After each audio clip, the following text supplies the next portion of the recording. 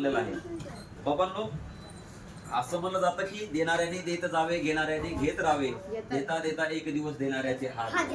बरोबर का? कोण म्हणलं याने? विदा कर्दीकरांनी म्हणलेलं आहे. बरोबर. तर देणाऱ्याचे हात नाही घ्यायचे, तर देण्याची प्रवृत्ती घ्यायची आहे. आज भलेही तुम्हाला काही ना काही मिळाले आहे, पण डोक्यात एकच ठेवायचे नाही, समाजाने मला त्या टायमाला मदत केलेली आहे.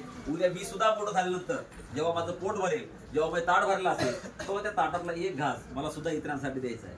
ज्या वेळेस तुम्ही स्वार्थीपणा स्वतः समजता, त्यावेळेस आपण खऱ्या अर्थाने समाजातून बाहेर पडत असं लक्षात ठेवा. त्यामुळे आतापासून एक डोक्यात ठेवायचं की आपण जेव्हा मोठे होतो ना, तेव्हा आपण सुद्धा अशीच लोकांची सेवा करायची. तुम्ही जर दगडे साहेबांकडे बघितलं ना, ते सांगितलं की ते काय आश्रमशाळेत शिकले. ठरवलं असतं आज गव्हर्नमेंटचे अधिकारी ते आज घर गाडी सगळ्या गोष्टी त्यांच्याकडे आहेत, ते घरी बसून सुखाने समाधान राहू शकतात. परंतु त्यांनी ठरवलं, त्यांना मी म्हणलं सर आपलं अनाथ आश्रमात जायचंय. माझ्या आधी ती उत्सुकतेने पुढे आली नाही सर, चांगली संकल्पना आहे. आणि सगळ्याला मदत त्यांनी करू लागली माझ्या सगळ्या कामासाठी. आज जे फराळ बघतो हे सगळ्यासाठी त्यांचे योगदान आहे या गोष्टीसाठी. पण त्यांचं एक म्हणणं आहे की आपण या आश्रमशाळेत शिकलो, आज या मुलासाठी जातोय, तर आपण ह्याच्या पुढे स्वतःला पाहतोय.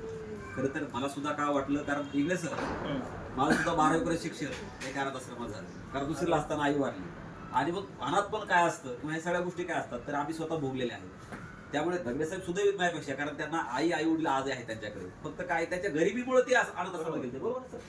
पण मी माझ्या त्या गोष्टीमुळे तर गेलो, परंतु माझी प्रचंड गरिबी होती खरंच. परंतु आता हे सगळं करत असताना आपण इतरांसाठी काहीतरी करू शकतो, ही भावना आपल्यामध्ये त्या परिस्थितीतून आलेली आहे. आणि म्हणून आम्ही समाजातून फक्त थोडी उत्तराई होण्याचा प्रयत्न करतोय, बाकी काय नाही. आम्ही काय लय खूप मोठं काम करतो अशातलाही भाग नाही. फक्त मनाला समाधान मिळतंय की आपण या परिस्थितीत आलो, आता इतरांसाठी आपण काहीतरी केलं पाहिजे, त्या भावनेची गोष्ट करतोय. खूप बरं वाटलं इकडे सर, आणि तुमची फॅमिली सगळे खूप चांगलं काम करताय. खूप छान वाटलं. ताईचे धन्यवाद, विशेष धन्यवाद सर.